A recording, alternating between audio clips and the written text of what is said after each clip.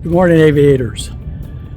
July 19th, 2023. Just got back from flying up to Santa Fe, doing an RNAV approach up there.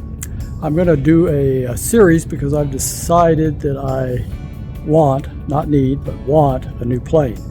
And the reason I want the new plane is primarily for speed and range. The Bristol is just an absolutely beautiful plane. In fact, I'll have to sell it before I buy the new plane, so if anybody's interested, let me know. It's in perfect condition, full IFR, IMC. It's got all the super duper stuff in it. It's got about 397 hours as of today, almost all of those except for 10 hours were put on by me. I expect to price it between $250,000 and $275,000 based on the cost of the new ones, and you got the 12-month wait and all the other stuff. But anyway, if you're interested, put a comment and I'll figure out a way to contact you and give you all the full details of the 914 Bristol. But absolutely love the plane, but I decided I want something faster and longer range, and I'm currently 75 years old, so I better do it pretty quick, or between riding the road bike, the mountain bike, the motorcycle, and flying, who knows what might get me. Hopefully it won't, and I'll be able to last it out till basically medical gets to me, which I'm sure will happen sooner or later. Anyway, it's going to be a series. This first one will be the candidates, the ones that I've narrowed it down to. I will discuss them, probably the pros and cons of each one of them. Next episode will be the one I decided on and the process, and I'll take you through the whole process, hopefully, of the decision making, the inquiries, the test flight, buying the plane, the delivery. I know sadly right now most all the planes are like 12 months at least to get them, and like I say, at my age, 12 months is not good. I don't like that, but I'll have this one fly till I sell it. The downside of selling this one first, which I have to do for financial reasons, is that I won't be able to fly this plane, and I certainly don't want to lose my currency on IFR or anything else, and I may just rent some planes. I've got a friend that's got a Sting. I may rent that, and then every once in a while if I come up with my 6 months currency deal, I'll just go rent from one of the flying schools, one of the 172s, and get current. So anyway, here are the candidates. Let's get started.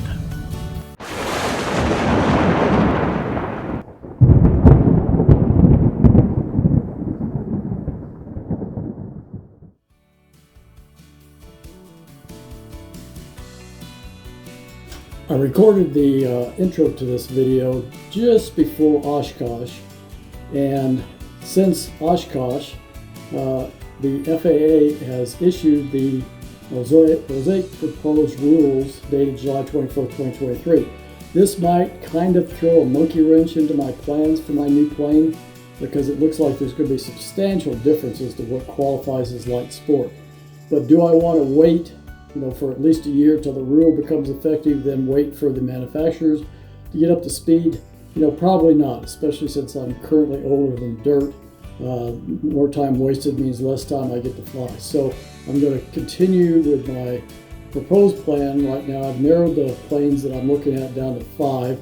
I'm going to show you each one of them, the specifications, and in the next video I'll tell you what I narrowed it down to and my reasoning for doing so. So let's get going here, and we'll start with the first one.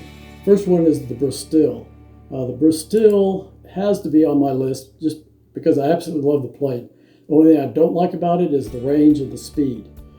My best days at not full turbo, but 5,450 RPM, I'm getting 121 true. I'd like to get a plane that has at least 145 or 150. I've also got 32-gallon tanks. I'd like to get something that had maybe 42 gallons to give me more range, less time spent fueling, that kind of stuff. So now I'll show you, in fact, I'll show you each plane, I'll show you the specs on each plane with a little brief discussion. So here's the specs on the Bristol. All right, you'll notice that they come in several flavors. Obviously, I'd be looking at the 915 IS. Currently, I have the 914 Turbo.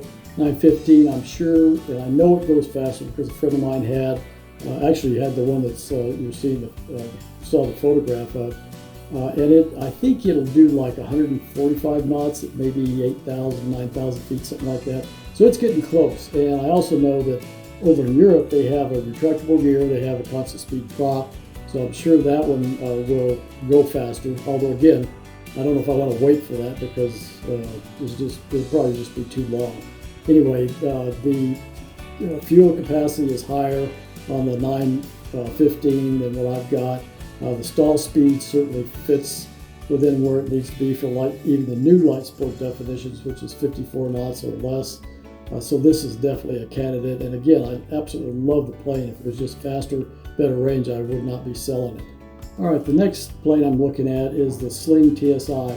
I've been interested in that plane for a long time. I've been keeping up with all the videos on it. I've watched almost every one that anybody's ever made. I love the plane. The only thing I don't like about it is the fact that you have to participate in the build. It's an experimental amateur build, and as I'll explain to you either now or later on, the insurance is quite high for experimental amateur build. In fact, I'll probably be at a spot where I can only or will only buy liability only, and some of the planes are even a problem getting that when they're experimental amateur built. But there's enough Sling TSIs flying in the U.S.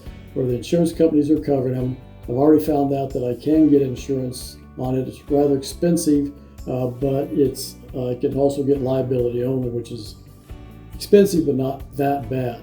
Again, the problem with it is it's going to take a while, probably at least a year, by the time I order it, get the kit in, have to participate out in Torrance, California, and partially part of the build. But the plane has got tremendous specs. I mean, it's got, it'll easily do 150 knots, true airspeed. It's got the range, it's got the fuel capacity. It can carry 4 people. It's got a 915 in it, which is a great engine. Only thing I don't like about the 915 is it's got a 1200 hour TBO. New 916 is going to have 2000, but again, I don't know if I want to wait for that. And it's also the raw price difference between those two engines is $8,000. So you get with the manufacturer who's going to add on some profit onto that. So you're probably talking at least $10,000 difference.